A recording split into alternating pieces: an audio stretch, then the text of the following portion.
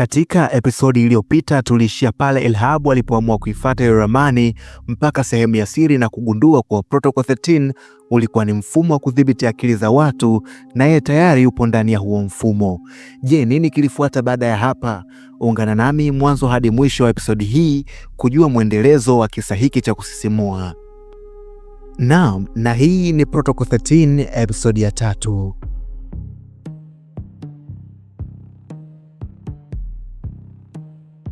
Eliabu alisimama pale bila kuzungumza. Screens mbele yake zilibadilika. Hazikuonesha tena watu wa kawaida. Sasa hivi zilionyesha akili za watu. Mafrafu ya ubongo yakiwa hai, mawimbi ya ubongo yakionekana kama mistari ya mwanga. Kisha ile sauti nzito ikasema, kile mnachoita fikra zenu ni vile vitu tu tulivyowaruhusu kuvifikiria. Kisha ile screen kubwa iliyokuwa mbele yao ikaonyesha mawimbi yenye rangi mbili, mawimbi mekundu na mawimbi ya bluu, na ile sauti ikaendelea kuelezea, mawimbi ya bluu huwafanya mtulie na mawimbi mekundu huwafanya muwe na kiu ya udadisi wa mambo.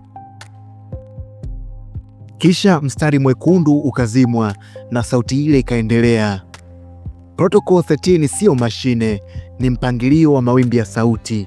Kisha ile skrini kubwa ikaanza kuonesha tena picha za mabilioni ya watu, wengine wakiwa wamelala, wengine wanaangalia simu, wengine wanacheka na wengine wakiwa wamekasirika. Kisha picha ya dunia kutoka angani ikapita. Mawimbi ya chini yalizunguka dunia kana kwamba ni wingu lisiloonekana. Kisha ile sauti ikasema, hamwendeshwi kwa uoga, ila mnaongozwa kwa raha. Elhabu akashika kichwa chake, alianza kukumbuka vitu ambavyo hakupaswa kuvijua. Mara skrini ikabadilika tena. Sasa ikaonyesha chumba cha hospitali. Kulikuwa na Elhabu mdogo, yaani akiwa mtoto mdogo. Alikuwa amelala kwenye kitanda, mashine zikilia. Mzazi wao alikuwa pembeni analia. Sauti ile ikaongea kwa utulivu, na wewe ulikuwepo kwenye jaribio la kwanza. Elhabu alipumua kwa nguvu, kisha ile sauti ikaendelea, ubongo wako uliyapokea mabadiliko haya upesi kuliko matarajio. Kisha skrini ikaonyesha mashine kubwa ikitoa mawimbi, na ile sauti ikaendelea tena kusema, ulisikia vitu ambavyo wengine hawakuweza. Ndipo sauti ikasema kwa ukali, na hii ikakufanya uwe tishio. Pale pale mwanga ukapita kwenye skrini, ikampiga mtoto Elhabu kwenye video. Ndipo kumbukumbu zile zikapotea. Sauti ile nzito ikasema, tulifuta kumbukumbu zako. Skrini ikaonyesha mistari ya data ikifutwa, maandishi yakatokea, subject reset successful. Ndipo Elhabu akagundua hii haikuwa mara ya kwanza, alishawahi kufika hapa na walimrudisha tena nyuma. Ile sauti ikaendelea kuongea, lakini wakati huu ilibadilika na kuwa tulivu zaidi. Mara zote umekuwa na machaguo. Na hapo ile skrini ikaonyesha kituo cha control room, milango miwili mbele yake. Mlango wa kwanza ulikuwa umeandikwa kurudi usingizini, na mlango wa pili ulikuwa umeandikwa kubaki macho. Na ile sauti ikasema, lakini kabla ya kuchagua, lala kwanza. Elhabu akavuta pumzi akauliza, kwa nini mmenirudisha? Kimya kidogo kikapita, ndipo ile sauti ikasema kitu ambacho kilimshtua kidogo Elhabu, kwa sababu wakati huu kuna makosa makubwa sana kwenye mfumo. Na hapo hapo zikaanza kusikika sauti za alarm, huku skrini zikionyesha error message.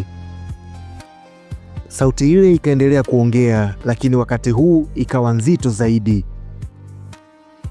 Baadhi ya akili zinaukataa mfumo.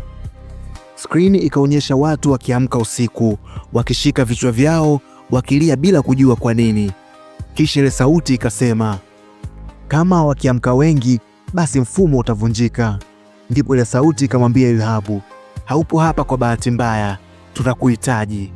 Elhabu aliduaa, tunahitaji akili zinazoweza kuingia katika hali zote mbili, hali ya usingizi na hali ya kuamka.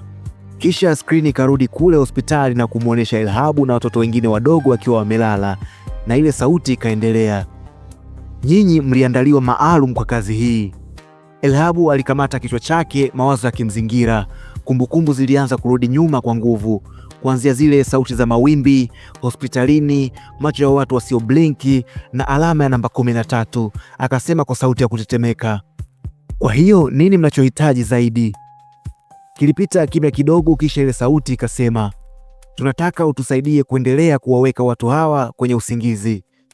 Maneno yale yalizunguka kichwani mwa Elhabu kwa muda na kumwacha njia panda, kusaidia mfumo au upinge. Elhabu alitazama tena screens, akatizama mkono wake, namba 13 ikawaka joto, kisha chumba kizima kikatawaliwa na kimya kizito. Hakukuwa na kelele, hakukuwa na alarm, wala hakukuwa na sauti ya mashine, isipokuwa hisia ya uwepo wa watu zaidi. Elhabu alihisi kama kuna macho mengi yakimtazama, lakini hakuyaona. Sauti ile ikasema polepole, kuanzia sasa kila utakachokiwaza kitasomeka kwenye mfumo. Na hapo hapo screen moja ikawaka, ikaonyesha maneno yakijitokeza moja baada ya jingine: fear, anger, resistance, curiosity, yote yakiwa yameandikwa Elhabu active. Elhabu akasogea hatua moja mbele, kisha akauliza, kwa nini mimi? Aliuliza kwa sauti ya kukata tamaa. Screen ikaonyesha grafu, ubongo wake ukilinganishwa na mamilioni ya wengine. Ubongo wake ulikuwa na kitu tofauti. Sauti ile ikasema, kuna kitu kwenye ubongo wako kinachoingiliana na mfumo wetu. Hiki kinafanya ubongo wako usipokee signal moja kwa moja. Pale pale Elhabu akaanza kukumbuka maisha yake, matukio ya kutokupata usingizi, kusikia sauti zisizoeleweka, kujihisi tofauti hata akiwa na watu, sio kwa sababu alikuwa dhaifu, bali kwa sababu hakudhibitika kikamilifu. Kisha skrini ikaonyesha faili jingine. Faili lile lilikuwa na majina: Mark, Eva, Jonas na wengine wengi. Kando ya kila jina kulikuwa na maandishi mekundu: terminated, reset, lost signal. Sauti ikasema bila hisia, hawa pia waliwahi kuamka. Elhabu akashika kifua chake, kisha akauliza, uliwaua? Kilipita kimya kirefu, ndipo ile sauti ikasema, hapana, tuliwarudisha usingizini. Lakini skrini ikaonyesha picha za hospitali, vichwa vimefungwa, macho wazi lakini hayana kitu ndani. Sauti ikabadilika, ikawa kama inajaribu kumshawishi, najua unafikiria sisi ni wabaya. Na hapo skrini ikaonyesha vita, njaa, mauaji, machafuko na matukio mengine mabaya sana na ya kutisha. Kisha ile sauti ikasema, na haya ndiyo yangekuwa yakitokea bila kuwa na mfumo wa control akili za wanadamu. Kisha ikaonyesha dunia tulivu, watu wakiwa kazini, watoto wakicheza, muziki, burudani, simu na vitu vingine vingi vilivyoweka binadamu katika starehe. Na yule mtu akaendelea, ili dunia iende kama inavyotakiwa, watu wanapaswa kulala. Na kisha ile sauti ikasema sentensi ambayo iligonga sana akili ya Elhabu. Uhuru uliwahi kuangamiza ubinadamu hapo awali. Ghafla kichwa cha Elhabu kikapata maumivu makali, macho yake yakabadilika, akaona kupitia screen, lakini screen haikuwepo tena. Alikuwa anaona kupitia macho ya mfumo, akaona dunia yote, watu kama vidotsi, mawimbi yakipita juu yao, na kila mara mtu akianza kuhoji, mawimbi yalibadilika. Akaona kitu kilichomfanya atetemeke. Mawimbi yalikuwa yakipita pia kwenye simulizi, muziki, video, kila alichokipenda mwanadamu. Sauti ile ikasema, sauti ndiyo njia rahisi. Kisha screen ikaonyesha masafa ama frequency. Kulikuwa na frequency 432 MHz na frequency nyingine ikionyesha 440 MHz na frequency nyingine ikionyesha 528 MHz. Na ile sauti ikasema, muziki yenu, sauti zenu, simulizi zenu, hivi vyote vimeweka katika frequency maalum na kwa kazi maalum. Wakati ile sauti ikisema haya, Elhabu aliwaza kitu. Yeye ni sound engineer, na tayari kama alikuwa ni sound engineer, tayari alikuwa ni sehemu ya mfumo bila hata yeye kuridhia ama kujua. Ghafla mlango mmoja ukaonekana mbele yake, uliandikwa integration, na sauti ikasikika ikitokea kwenye ule mlango, ungana nasi, tusaidie kuziweka signal sawa. Kisha screen nyingine ikaonyesha mlango mdogo nyuma yake. Haukuwa na maandishi, lakini ulikuwa unaonyesha giza tu ndani yake. Sauti ile ikasema kwa sauti ya onyo, huu mlango utakupeleka kwenye maafa, utakufa huko. Lakini ndani ya kichwa chake Elhabu akasikia sauti nyingine, sio ya mfumo, ilikuwa dhaifu lakini ni ya kweli. ukikubali hutaamka tena. Mikono yake ikatetemeka. Alitazama mkono wake, namba 13 iliwaka zaidi. Sauti ya mfumo ikasema tena kwa mara ya mwisho, chagua. Eliabu hakusema neno. Alipumua kwa kina, akaangalia mlango wa integration, kisha akageuka taratibu, akaelekea kwenye ule mlango wa giza.